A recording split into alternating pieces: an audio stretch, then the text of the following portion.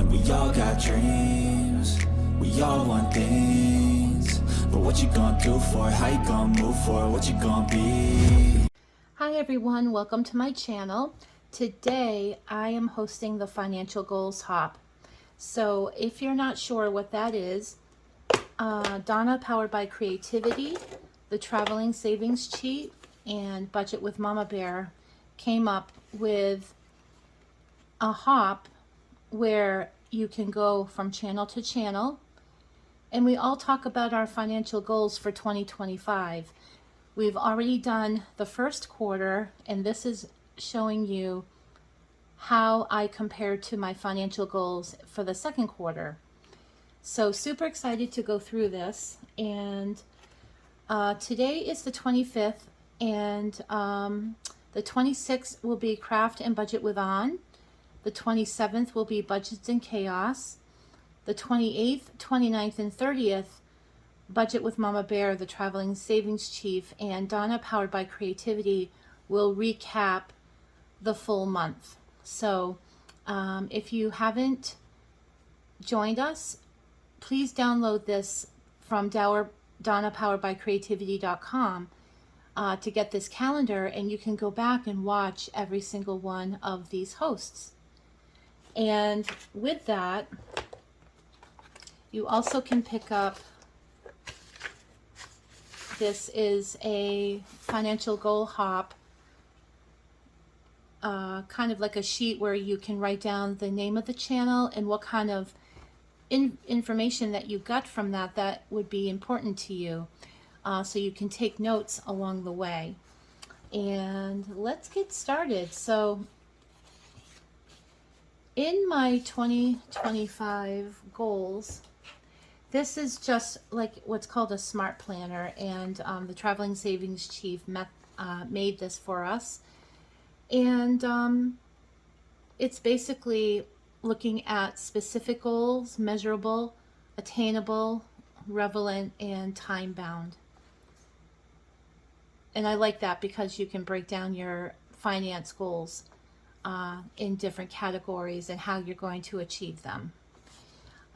So this is like an overview of your 2025 goals in different aspects of your life. So we have health, travel, hobbies, social, business, financial, personal, and family.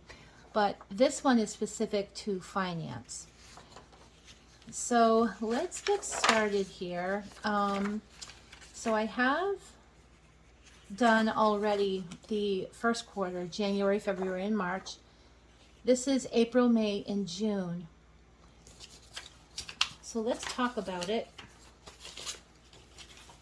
So on my channel, what I decided to do this year is create my binders in such a way that I have a most important binder to a least important binder. And doing that, I have been really top heavy in the first three binders because I'm trying to save for the three most important binders that I have. Those three are for my car, my pet, and my sinking funds. Those are my first three important binders. I think along this journey, what I've found doing it this way is it looks like I'm top heavy on those three binders, and then the other binders are going to be stuffed at the second half of the year.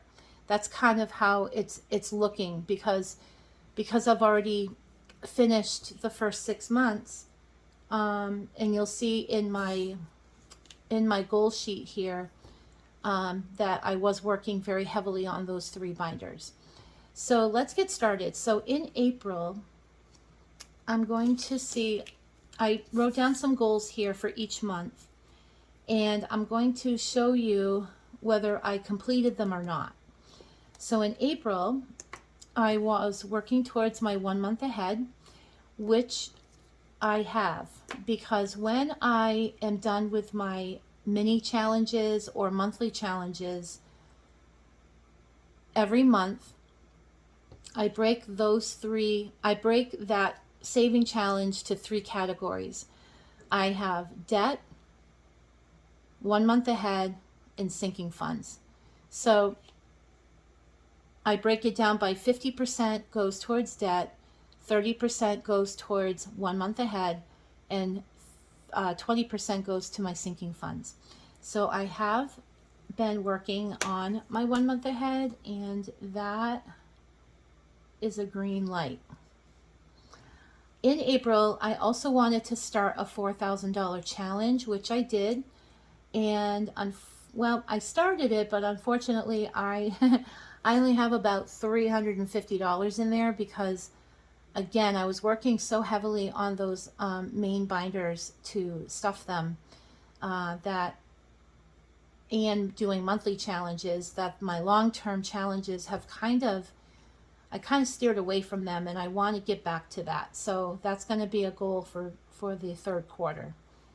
In April, I wanted to complete 15 saving challenges. Those are my monthly challenges, and I actually finished 20. So that is a green light. And in April, I wanted to continue saving for Stock Up. And what Stock Up is a binder that I have where I save for household items, pantry, and freezer. It's more like a variable spending challenge where I want to save up a year's worth so that next year I can use that money and not take it out of my weekly or my paychecks throughout the month. And I also want to start one for gas, so I haven't done that yet, but that's in this quarter. So I did continue saving for my Stock Up and continuing my minimalistic journey. So in the first of the year and in my first financial goal hop, I talked about wanting to spend less online and purge items out of my home. And in April, I was continuing. By April, I did not do any spending, which is great. So in April, I was able to achieve my goals. So let's go to May. May, I wanted to have 2 credit cards paid off. I actually got 1 paid off. So I'm going to give myself a red for that. And I actually did save for the 2 credit cards. One of them was $13,000 and the other one was $4,000. So I actually did save both, but the $4,000 I actually decided to put it into my binders and my categories because that credit card is a 0% till December, so I still have time to pay that one off. But I am giving myself a red mark because I didn't pay it. Having 1 month ahead completed, so I made this goal for myself back in March, and I wanted it done by the end of May, and I did. I completed a 1 month ahead challenge using my monthly saving challenges to put money into that. So here's my 1 month ahead, and my 1 month ahead goes from lowest amount that I owe to the highest amount I owe. And so it's not by the date it's due, but more or less how much I owe for it, for that category. So right now I'm working on, I already completed it by the end of May. So it took me from January to May to finish a 1 month ahead challenge. And that's okay because I wasn't looking to aggressively save for this. Debt is number 1 for me to pay off.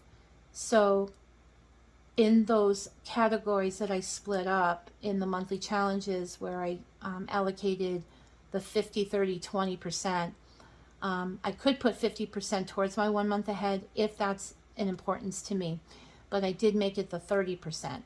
So I am now, after May, starting in June, I started the 1 month ahead again. So I'm working on that. So that gives me a green light. And in May, I wanted to complete 15 saving challenges and I only did 12. So that was a no-go for me. I'm happy that I saved the 15, but when I worked on my financial goals, I wanted to really challenge myself, and that one came up a little bit short. Continue on minimalism, which I have been. So when I talk about minimalism in my home, I'm purging things that I don't use anymore. Either I'm donating or throwing out items, and also I sell on eBay. So clothing, things like that, I put online. And I am not actually spending money online to buy new things. So I'm really happy in May. I'm really happy that I paid off the $13,000 credit card. So let's talk about June. Just gonna push this up a little bit. So if you don't know, my main goal to pay off debt is to pay off my house. And I do it not by velocity banking like Donna does. It's similar in a way, but I take out a lot of money on a 0% credit card that is for like a year, and then I have time to pay off. So the year's coming up, and because I was working so hard in the first half of the year to pay off or save a lot of my sinking funds, I kind of not paid just the minimum on my credit cards, but the amount of money, it was about $20,000 that went towards the principal of my house, but now I'm paying it off at 0%. I reallocated those to different credit cards so I can continue the 0% payoff. Yeah, there's a little fee to it, maybe $100, $200, but that would be monthly interest if I was to keep it on those cards. So I did actually reallocate them in June. There's one more I do have to reallocate, which doesn't have to be done until September. So I reallocated the ones that I had to. So I'm happy about that. Have all of this year's sinking funds saved. I almost made it. I tried to get all of my sinking funds done by the end of June every year, and I came up a little short on Christmas. Christmas, by the end of June, I saved $1,300, and I wanted to save $2,000. In July, this month, I think I'm like maybe $100 or $200 shy of the $2,000, so it's almost done. But that will be a goal for my third quarter to make sure. And in my sinking funds, my sinking funds are like $10,000 because I have, let's see, this is my sinking fund. I save for the tax accountant, so you can see I'm also starting to pay for next year and save up. Trash removal, gift giving, subscriptions. This is my heat, which is propane. This one's about $3,000. My fitness membership, and then holidays. So holidays, I have $1,340 in there now. So yeah, I was shy on that one. So,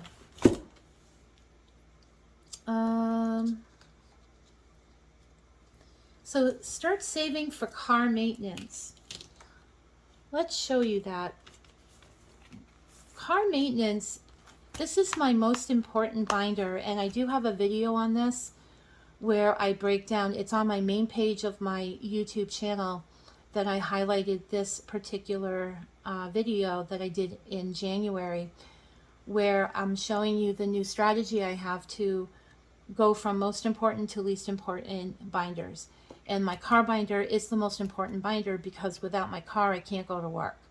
So having car maintenance and my insurance paid off and all of that stuff and saved for it, that's the most important thing for me. So my car maintenance, I want to save up $2,000 to have at all times in my car maintenance binder. And I did achieve it. And in July, I took my car in to have a complete overhaul. And it came to about $1,800. So I took that money out and paid it, which I'm happy. But according to my rules and the way that I'm using my binders, I have to now make up that money in this envelope. So currently I have 1, 2, 3, 4, 5, 6, 7. I think I have, let me see. We have 1, 2, 3, 4, 5, 6, 7, 8, 45. So I have a little more ways to go on this one to make sure it's completely stuffed. My car registration, I have everything for this year. My insurance is due in October, but I have the money for this year. Car care is just to get it vacuumed and stuff, and then saving for a new car. Don't have to do that quite yet, but the car maintenance is the most important thing. So in June,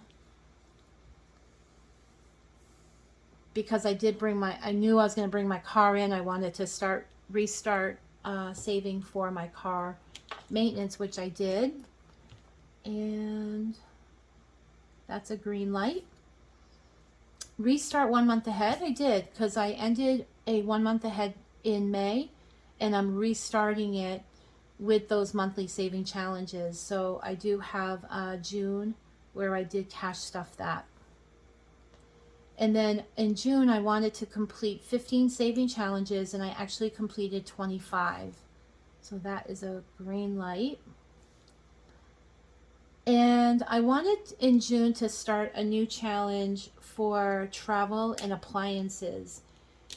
And the reason why I wanted to start that is because I am so heavy on the first 3 binders I'm doing that the other half of my binders are neglected. So I started a saving challenge. These are my 2 saving challenges. This one is for travel, so I did start that one. And this one is for appliances and things like that. And that one's also started. So I did successfully start these 2 saving challenges for June.